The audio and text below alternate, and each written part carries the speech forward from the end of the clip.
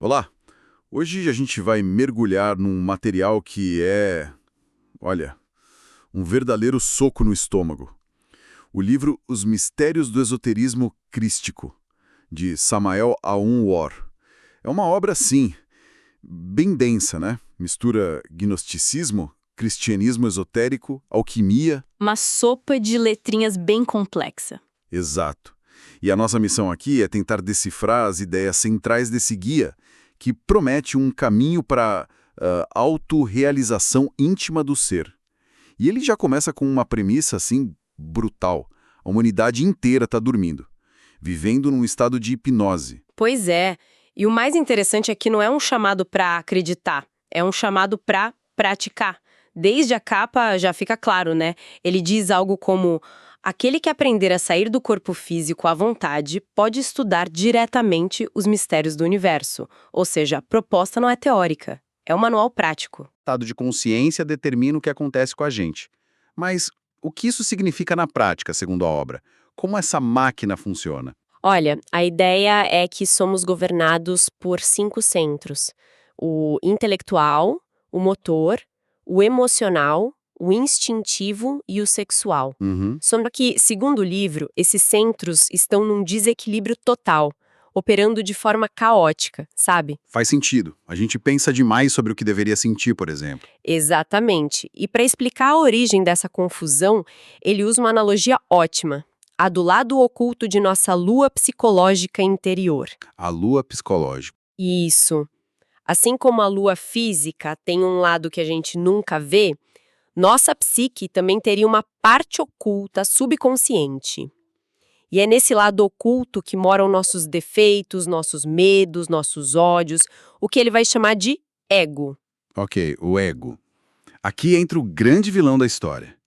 E essa foi uma das partes que mais me pegou porque a visão dele é muito diferente da psicologia comum, né? Ele não fala de um ego único.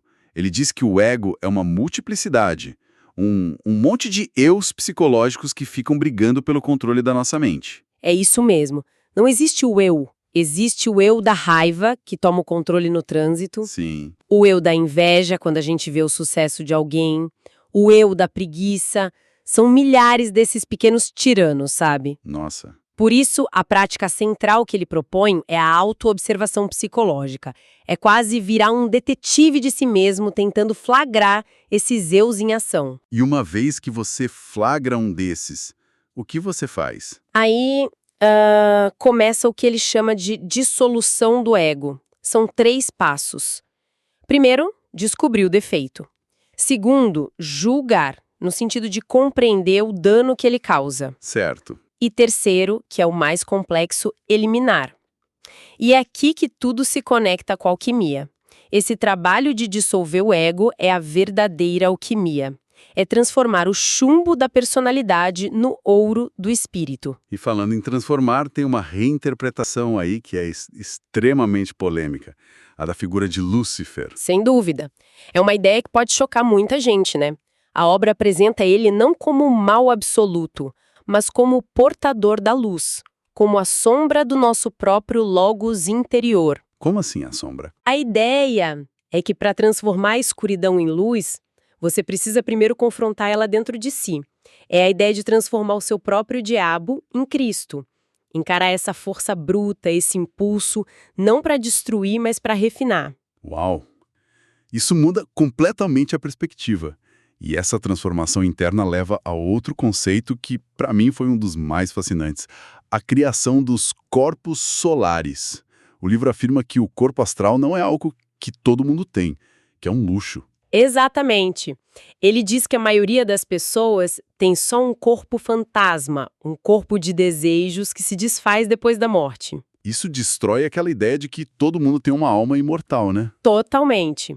A imortalidade, para o autor, não é um direito de nascença, é uma conquista. Então a pergunta é: como alguém criaria um corpo astral de verdade? Aí a gente entra no coração do mistério do livro: a alquimia sexual, a transmutação da energia criadora.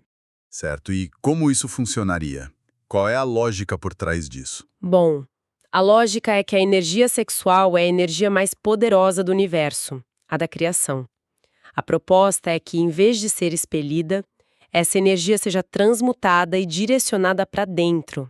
Esse Mercúrio da filosofia secreta, que é a energia transmutada, sobe pela espinha dorsal Uhum. e vai, com o tempo, cristalizando nos corpos internos. Cristalizando seria uma metáfora para algo que se torna permanente, real? Exatamente. Primeiro se cria o corpo astral, para viajar consciente nas outras dimensões, depois o mental e, por fim, o causal. Com esses corpos, a pessoa se torna um indivíduo imortal no sentido real da palavra. Entendi. E qual seria o benefício prático disso no dia a dia? O tal do desdobramento astral consciente. O primeiro benefício seria a pessoa poder investigar o universo por conta própria, sabe? Sair conscientemente do corpo, investigar vidas passadas, aprender diretamente com mestres. A experiência direta vira a fonte do conhecimento. Ok, mas tudo isso parece um trabalho muito individual. Só que o livro conecta essa batalha pessoal com o destino do planeta inteiro, certo? Sim, é aí que a escala fica cósmica. Ele fala da transição para a Era de Aquário. Que muita gente vê como algo positivo, né?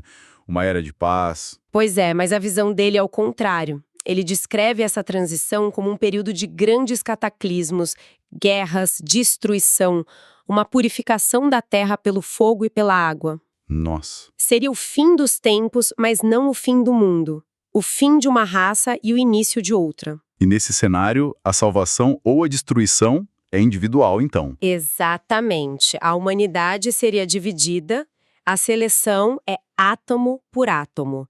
E ele até classifica os diferentes destinos das almas. Ele usa um termo Hanasman para descrever os que falharam. Mas o ponto central é o destino da maioria, que, segundo o livro, é a segunda morte. Essa segunda morte soa aterrorizante. O que é isso? É tipo uma reciclagem forçada da alma. Reciclagem. Isso. Se a pessoa não dissolve o ego por vontade própria, a natureza faz a força. A alma passa por um processo de involução nas dimensões inferiores até que o ego seja completamente desintegrado. E a essência, aquela centelha divina, é liberada limpa para recomeçar todo o ciclo do zero, como um mineral. Que pesado. Então a urgência do livro vem daí. Ou você faz o trabalho agora. Ou o universo faz por você. Mas o preço é a sua identidade atual. Resumindo tudo, então. A jornada proposta no livro é de uma radicalidade impressionante. Começa com o choque de perceber que somos máquinas adormecidas. Uhum. Passa pela batalha interna de observar e eliminar esses milhares de eus. Uma verdadeira guerra de guerrilha psicológica. E culmina na criação de uma alma imortal através de processos alquímicos. Tudo isso com um relógio cósmico correndo. Perfeita síntese.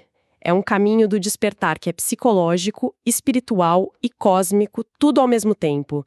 E para fechar, acho que a reflexão mais poderosa que o livro deixa não está em nenhuma teoria específica, mas na insistência pela experiência direta. Sim, ele repete isso o tempo todo. Cada página praticamente grita: não acredite em mim, verifique por si mesmo. As práticas, os mantras como Hansa para sair astral, tudo é um convite.